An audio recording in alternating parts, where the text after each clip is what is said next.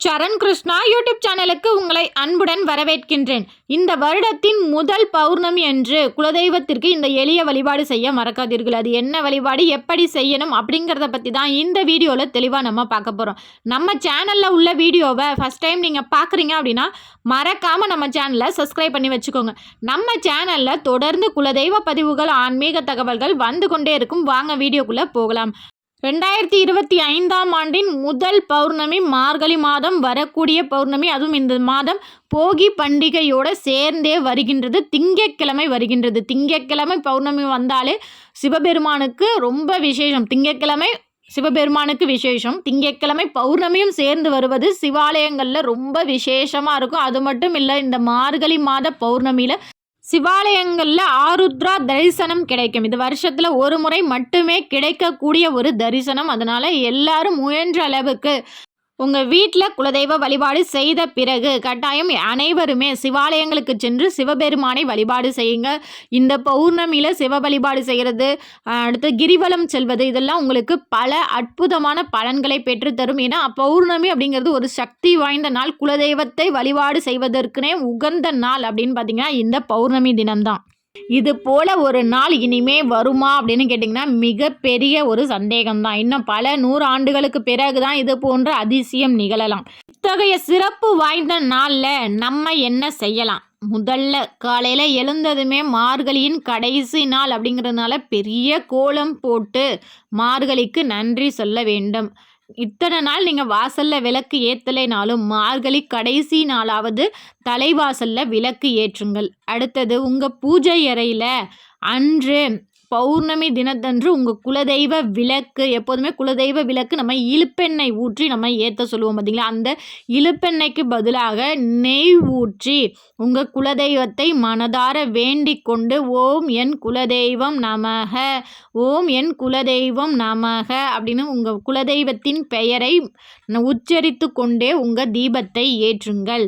ஏற்றி முடித்த பிறகு நீங்கள் கோவிலுக்கு செல்வது. அடுத்து போகி அன்னைக்கு சுற்றுச்சூழலை பாதிக்காத வகையில் ஏதாவது ஒரு சின்ன பொருட்களை எரித்து உங்கள் போகியை நீங்கள் கொண்டாடுங்க. அது மட்டும் இல்லை, போகியின் உண்மை தத்துவம் என்ன அப்படின்னு பார்த்தீங்கன்னா மனதில் உள்ள தேவையற்ற எண்ணங்களை தூக்கி எறிவது தான் போகி. போகியெல்லாம் முடித்த பிறகு நம்ம குலதெய்வ வழிபாடு அப்படின்னாலே மாலை நேரத்தில் தான் செய்வோம். அதுவும் திங்கட்கிழமை பௌர்ணமி வருகின்றதுனால மாலை பிரதோஷ வேலை அப்படின்னு சொல்லக்கூடிய 4 to 6 இந்த நேரத்தில் நம்ம சுவாமி கும்பிடுவது மேலும் சிறப்பு. 6 மணிக்கு மேலே தாங்க நாங்கள் ஆஃபீஸ்லேருந்து வருவோம். நாங்கள் என்னங்க பண்ணுறது? 4:30 மணியிலிருந்து இரவு 8:30 மணி வரைக்குமே நமக்கு நல்ல நேரம் இருக்கின்றது. ஏன்னா இந்த பௌர்ணமி பார்த்திங்கன்னா எப்போதும் ஒரு நாள் மதியத்திலேருந்து ஆரம்பித்து அடுத்த நாள் காலையில் வரைக்கும் இருக்கும். ஒரு சில நாட்களில் இரவு ஆரம்பித்து அடுத்த நாள் வரைக்கும், அப்படி 2 நாட்கள் கலந்து பௌர்ணமி அப்படிங்கிறதும் வருவதுண்டு. ஆனால் இந்த பௌர்ணமி ஆண்டின் முதல் பௌர்ணமி முழு நாள் பௌர்ணமியாகவே இருக்கின்றது. அதாவது மார்கழி மாதம் 29ஆம் தேதி, அதாவது போகி அன்று விடிய காலை 5 மணிக்கு ஆரம்பித்து பொங்கல் அன்னைக்கு தை மாதம் 1ஆம் தேதியுமே பௌர்ணமியில் தான் நமக்கு ஆரம்பிக்குது. அன்னைக்கு விடிய காலில் 4:40 வரைக்குமே நமக்கு பௌர்ணமி அப்படிங்கிறது இருக்கின்றது. தை 1ஆம் தேதியுமே நம்ம ஒரு சிலர் விடிய காலையிலலாம் பொங்கல் வைப்பாங்க. அப்போ 4:40க்குள்ளே நீங்கள் பொங்கல் வைப்பது மேலுமே சிறப்பு. 1ஆம் தேதி தை பொங்கல் பௌர்ணமியோடு நம்ம சேர்ந்து பொங்கல் வைக்கிறோம். அன்றைய தினத்தை நம்ம பௌர்ணமியில் நம்ம செய்யக்கூடிய வழிபாடு ஒன்றுமே ரொம்ப சிறப்பு வாய்ந்த வழிபாடாக இருக்கும். பௌர்ணமியில் பிரம்ம முகூர்த்தத்தில் விளக்கு ஏற்றுவது அப்படிங்கிறது ரொம்ப அற்புதமான சக்தியையும் நம்ம வேண்டுதல் உடனே நிறைவேற்றுவதற்கான ஒரு வழியையும் வகுக்கும். அதனால் ஒரு சிலர் நம்ம சேனல்லையே கேட்குறாங்க, நாங்கள் பிரம்ம முகூர்த்த விளக்கு நாங்கள் எழுந்திரிச்சு ஏற்றணும்னு நினைக்கிறோம், இந்த மார்கழி மாதத்தை விட்டுட்டோம், நாங்கள் எண்ணெயிலேருந்து ஆரம்பிக்கலாம் அப்படின்னு கேட்டிங்கன்னா இந்த பௌர்ணமி தை 1ஆம் தேதி 4:40 வரைக்கும் விடிய காலையில் இருக்கின்றது பௌர்ணமி அப்படிங்கிறதுனால. அதனால் ஒரு 4 மணிக்கெல்லாம் நீங்கள் விளக்கு ஏற்றுறீங்க, 4:30 மணிக்கெல்லாம் விளக்கு ஏற்றிட்டீங்க அப்படின்னாலே ரொம்ப விசேஷம். அதுலேருந்து நீங்கள் தொடர்ந்து விளக்கு ஏற்றி வரலாம். இல்லைங்க நாங்கள் போகி அன்னைக்கு நீங்கள் ஏற்றலாமா? 5 மணிலேருந்து பௌர்ணமி ஆரம்பிக்கிறது. 5 மணிக்கு நீங்கள் தாராளமாக விளக்கு ஏற்றி உங்கள் பிரம்ம முகூர்த்த வழிபாட்டை நீங்கள் தாராளமாக தொடங்கலாம். இப்போ நம்ம குலதெய்வ வழிபாடு எப்படி செய்யணும் அப்படிங்கிறத பார்த்துடலாம். பொங்கல் நேரம் அப்படின்னாலே வீடு முழுவதும் எல்லாருமே சுத்தம் பண்ணிட்டு தான் இருப்போம். அதே போல் பொங்கலுக்கு நாள் போகி வருகின்றது. முழுமையாக வீடு முழுவதும் சுத்தம் பண்ணிட்டு மாலை நேரத்தில் குலதெய்வத்திற்கு உகந்த சர்க்கரை பொங்கல் வைக்கணும். இந்த முதல் பௌர்ணமியில் காலை நேரத்தில் வாங்கினாலும் சரி, இல்லை சாயங்கால நேரத்தில் வாங்கினாலும் சரி, இந்த 3 பொருட்கள் வாங்கிட்டு வந்து உங்கள் பூஜை அறையில் வைத்து விட்டு அடுத்த நாள் அதை வந்து எடுத்து பயன்படுத்துங்க.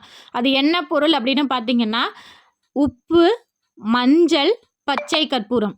இந்த 3 பொருட்களையும் பௌர்ணமி அன்று உங்கள் கையால் வாங்கிட்டு வந்து உங்கள் பூஜை அறையில் வச்சுருங்க. நீங்கள் பௌர்ணமி பூஜை உங்கள் குலதெய்வ வழிபாடெல்லாம் முடித்த பிறகு இந்த பொருட்களை எடுத்து நீங்கள் பயன்படுத்துங்க. இவ்வாறு செய்யும்போது கண்டிப்பாக உங்கள் வீட்டில் பணத்தட்டுப்பாடு அப்படிங்கிறது வராது.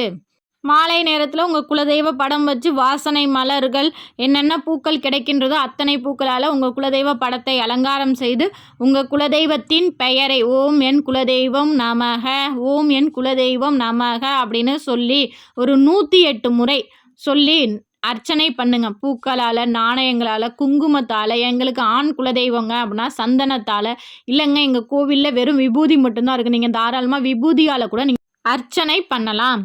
அர்ச்சனை பண்ண பிறகு தலவாழை இலை விரித்து உங்கள் குலதெய்வத்தை வீட்டுக்கு அழைத்து, என் குலதெய்வமே என்னுடைய பூஜைகளை ஏற்று நான் வைக்கும் படையலை ஏற்றுக்கொள்ளுங்கள் அப்படின்னு சொல்லி மனதார வேண்டிக் கொண்டு அந்த படையல் போடுங்க. அதாவது பொங்கல், அடுத்து உங்களுக்கு என்ன பழங்கள் கிடைக்கின்றதோ அந்த பழங்கள் வைக்கலாம்.